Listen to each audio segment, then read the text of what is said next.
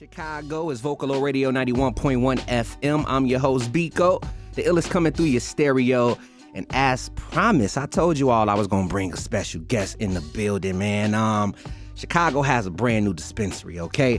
I'm going to be speaking with Matthew Brewer, one-third owner of family-owned cannabis dispensary in Chicago known as Grasshopper Club. It's also the first black-owned dispensary in the city, and I have him with me today. How you doing, sir? Good morning. How you doing, brother? I'm doing great. I got to give you some hand claps on that.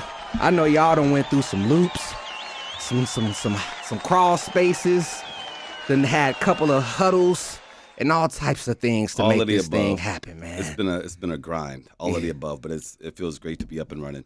Yeah, let's talk a little bit about the name. Like, who, out of you, your brother, and your mother, who came up with Grasshopper, and is there a deeper meaning behind the title?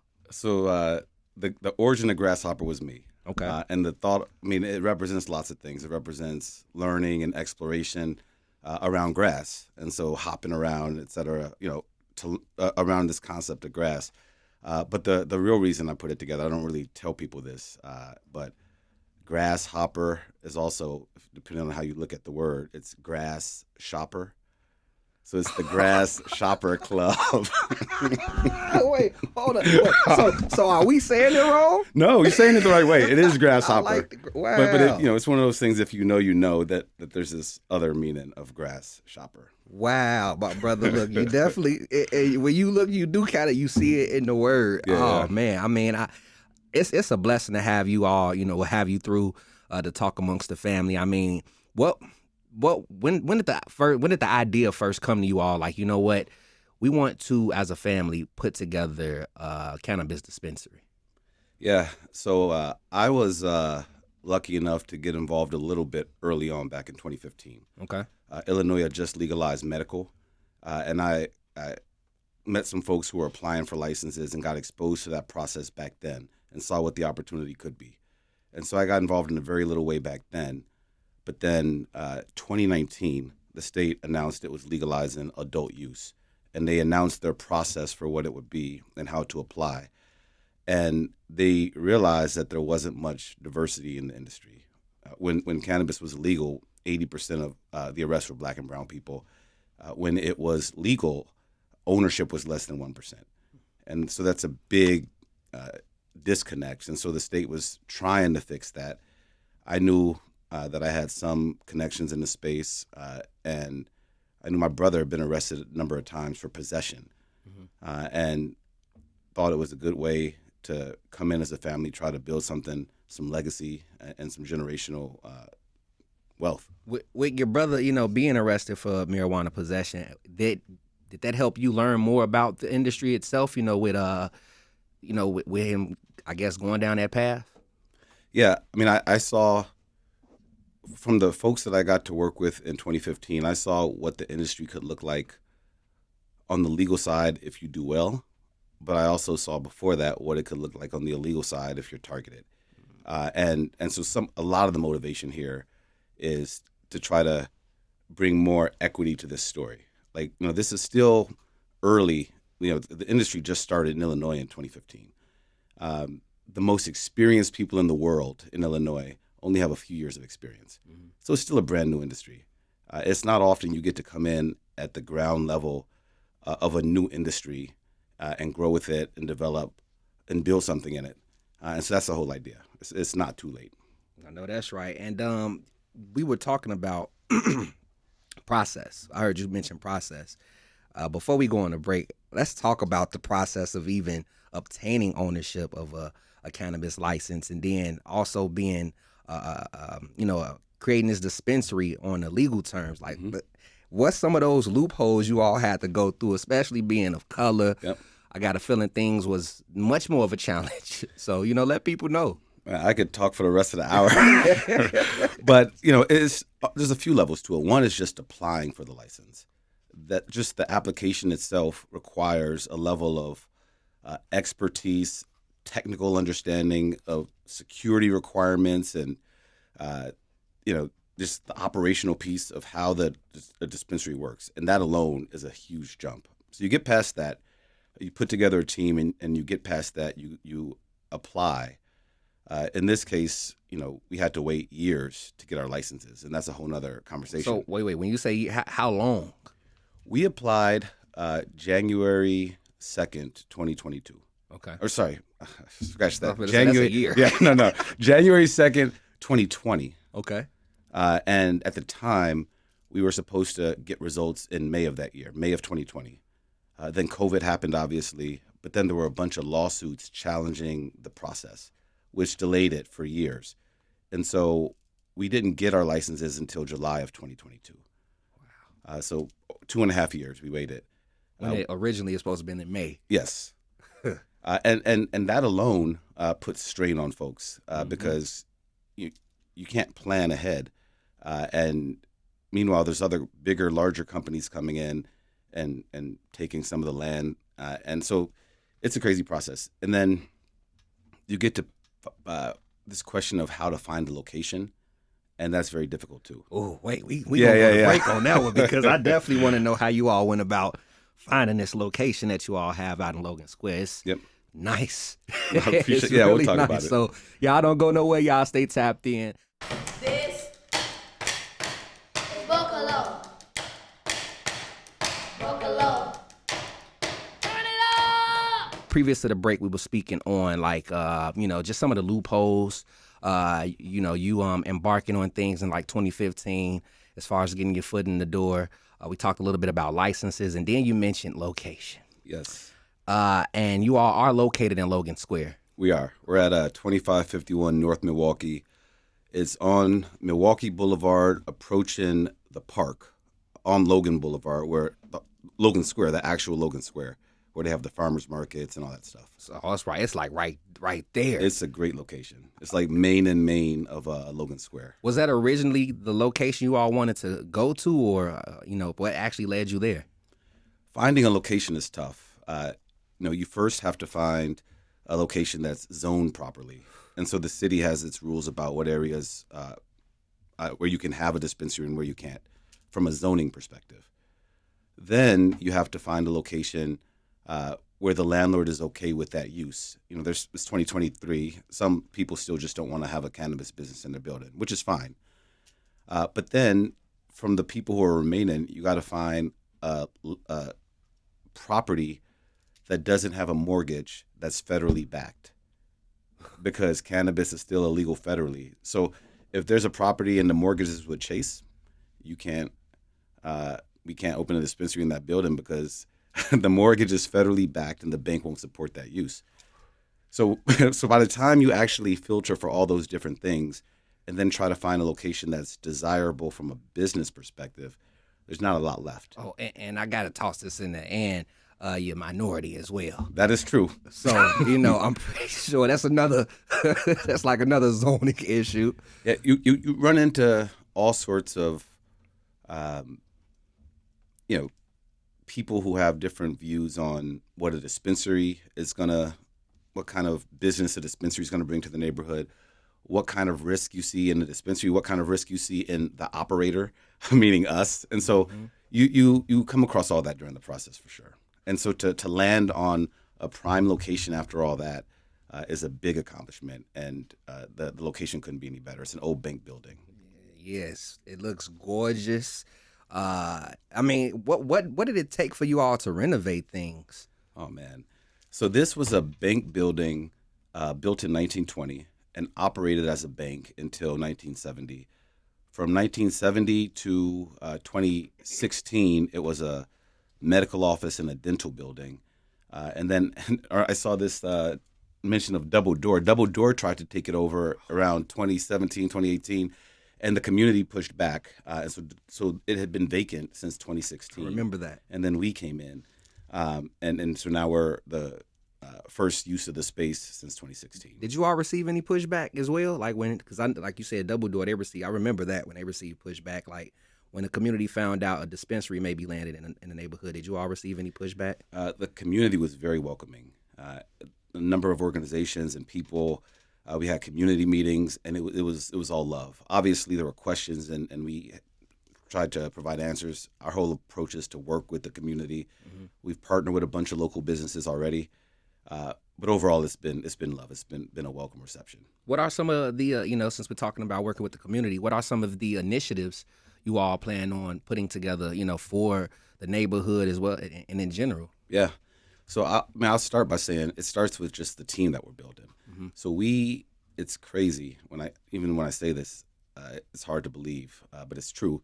We had 1,000 people apply for the 30 spots of workers in our dispensaries, our first dispensary. Wow. 1,000 people. How the heck do you go through 1,000? Well, we got a great team. Brittany is amazing on our team, and she's been amazing at finding talent and going through the whole process. And so 1,000 people, that speaks to a lot of different things, but we've had the privilege of being able to be intentional about who we hire. And if you walk in there, it's a mix of folks, from all walks of life. Some who've had a ton of experience in hospitality, some who have experience in cannabis, some who have experience in both. But it's a super diverse mix of folks. It looks a little bit different than your typical spot. So, we talk about being committed to creating a diverse ecosystem in the space. It starts there with our team and who we've brought on. Are you looking to hire like any, people that may have felonies on their background that, it's difficult for them to get a job? Yeah, we are totally open to that. And we got additional locations coming along. It's a part of who we are. I view this as a platform. Mm-hmm. This is more than just selling product. It's about building a platform where we can elevate other brands and people and organizations that we align with. Local businesses. We rock with Q around the corner at Duplex. And we've talked with a lot of other folks. We have artwork up, Tubzilla. Bless the space with this amazing artwork that we're gonna, share more about. But the whole thing is a platform for other people and brands and organizations, and so that's what we're all about. I love it, and it's family owned. Yeah. It's not just you; it's your brother and your mother. Mm-hmm. I gotta ask you, what is it like bringing your mother out of retirement? Okay. Well, it's funny because when I first started thinking about this industry, I told her back in like 2014, and talking to your mom about weed back in 2014 is an interesting conversation. I bet it is. But she was always, supportive and interested. And then when this came around, she was very excited to be involved. And she has professionally, she'd done some work in accounting over her career, so she's doing that with us now. And it's a little bit weird because we'll be in work meetings and people are asking about Diane. And I'm like, who's Diane? I'm like, oh, Mom. I'm not even used to calling her by name. So there's a little bit of that. And I mean, most importantly, too, how has your brother been, knowing that he went from being arrested for cannabis to now he actually work in the industry and as part owner of a dispensary. How has it been for him? It's been amazing. He's been a rock star. I mean, he is very familiar with the plant and will spend some time in the dispensary just because he knows the plant so well. But he also has some training in IT and other areas too. So he's been helping us with our systems. As sexy as a business as cannabis can be, one of the biggest pitfalls you can hit is not having systems in place. Your accounting systems, your IT systems, they're important. And so he's kind of a rock star across the board. He's been doing a little bit of everything. And then we have a woman by the name of Jessica, who is a rock star. She's been around almost since the beginning and helping us build it as well. I also want to chime in. This just came in as a recommendation. With your brother being able to be a part of things and be in the industry, has he ever thought about putting together an initiative to help those that may still be incarcerated for marijuana possession and things of that nature? Yeah, so we are. I don't want to let all of our cats out the bag, but we're working on something that we'll come back or make sure we loop you in on in terms of an initiative to that effect.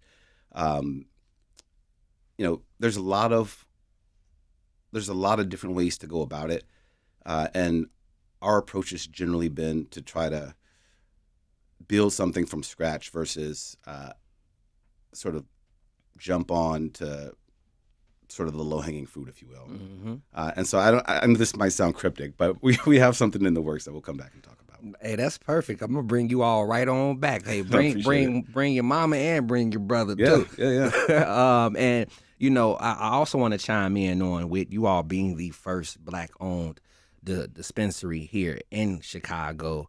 Do you feel pressure at all as far as like being overly supervised? You know, do you all feel that type of pressure, like, you know, officials looking to possibly see you all's downfall? No, I don't. I would say almost the opposite. I think it's in everyone's interest for smaller businesses, independent businesses, Black-owned businesses to have a space in this industry. And there hasn't been headwinds in that way. That just made my heart. Man, I love to hear, because it's so much of a struggle for, you know, us minorities to really get things off the ground due to, you know, some of the knowledge that we may not have, the financial abilities we may not, you know, have in our budget. So, you know, to hear that you all were able to make that transition and then looking to, of course, make things better for others. Man, look, let me get my hand claps going again, because my brother, it's tough. So I mean, let's talk about some goals and achievements that you all are planning for, like, you know, near future. What's, like, you know, some of the biggest goals? Well, not the biggest, but what are some of those goals that you're looking to achieve for Grasshopper Club? Well, we, as you know, just about a week ago, cut ribbon in our Logan Square location, and that's up and running. Everybody come check us out, 2551 North Milwaukee. And that location is off to a great start. We obviously want to keep that going strong. And then we have additional licenses, so we're looking to open more locations here in Chicago. The second one we're hoping will be in the South Loop. Okay. We have a location there. We're going through the process, and that could be relatively soon, in the next few months. And then a third one, also this year, and I can't disclose that location yet, but TBD. Also TBD, also in the city.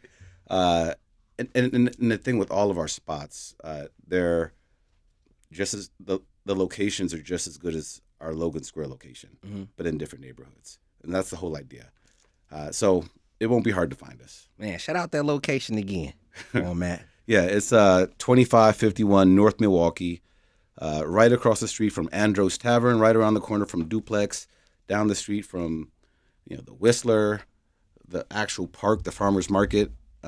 All of that is within, you know, a 20-second walk. And it sounds like you all about to go on a hiring spree. So Chicago, stay tuned. Yeah.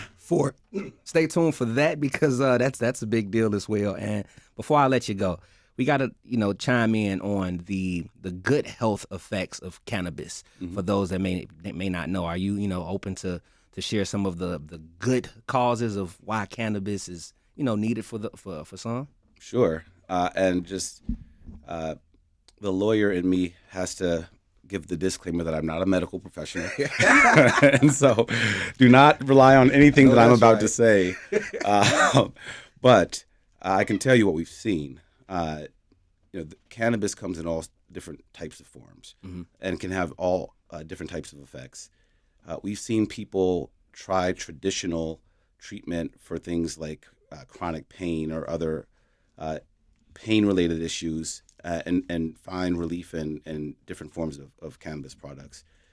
We've seen people with anxiety and other mental issues find peace and calm in different products. We've found people who've had issues going to sleep have been able to, you know, get more relief by whether it's a gummy or a pen or some combination. And then we've even heard anecdotally people in their personal lives, their sex lives, their, you know, sports, whatever it is, that they've been able to find products and get benefits. Do you all sell all of these products? We do sell all those products. I had to throw that in there. All of the above, yes. So again, for all of all of my cannabis users out there. Look, Matt Brewer of Grasshopper Club is in the building. Let people know how they can follow you, follow the company, and hours, whatever. Yep. Plug it. Let people know. I appreciate it. We are at www.grasshopperclub.com. On IG, we are Grasshopper Chicago.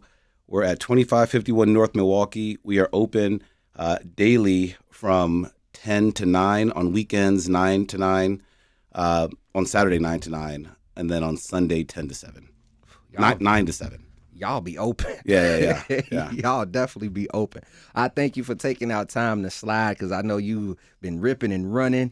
Busy man. Congrats on the grand opening. Thank you. From Vocalo to the family, congrats to you all. Thank you. I'm wishing you much more success. Can't wait for those other dispensaries to open up around the city. Think about the West Side too, man. Come on now. Oh yeah, no, we looking everywhere. I promise. I'm a West Sider, so I'm a South Sider, but it's all good.